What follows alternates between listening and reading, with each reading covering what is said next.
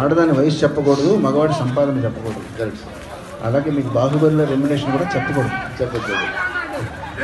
లేదు అప్పుడైతే బృందావనం చేశాడు 7, అది లేదే అక్కడ. నేనేం చేశాను? I love you people.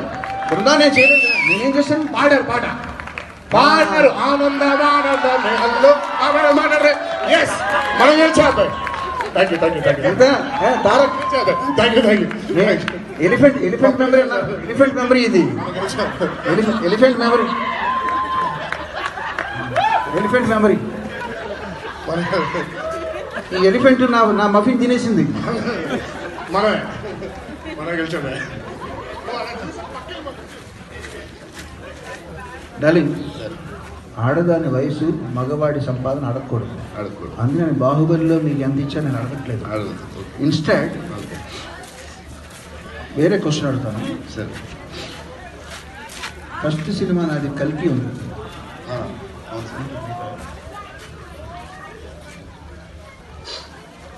కల్కి సినిమా ఉంది కదండి. అవును.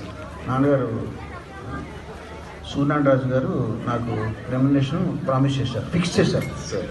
అంటే ఇప్పట్లోలాగా అన్ని అంత రేట్లు లేదు కదండి. దాదాపు 30 సంవత్సరాలు అయింది కదా. మొత్తం అంటే ఎంత ప్రామిస్ చేశారు?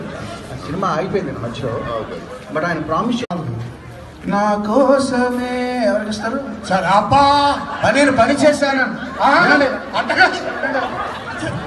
నేను పని చేశానంటే మ్యూజిక్ చేశాను అనలేదు. నేను మ్యూజిక్ చేశాను అనలేదు. అలాగైతే మీ ఇంటికి వచ్చినప్పుడు లెక్క అయిపోతా. అదిగా వినండి, మనం కూర్చొని చక్కటి పాట పాడించారు సంగీతం. అయితే నేను పని చేసినట్టుగా 24 క్రాఫ్ట్స్ ఎవరు పని చేస్తారు అంతా చెప్పాలి. అది నేను పాడిన కూడా ఇంక్లూడ్ అయి ఉంటాయి. అలాగే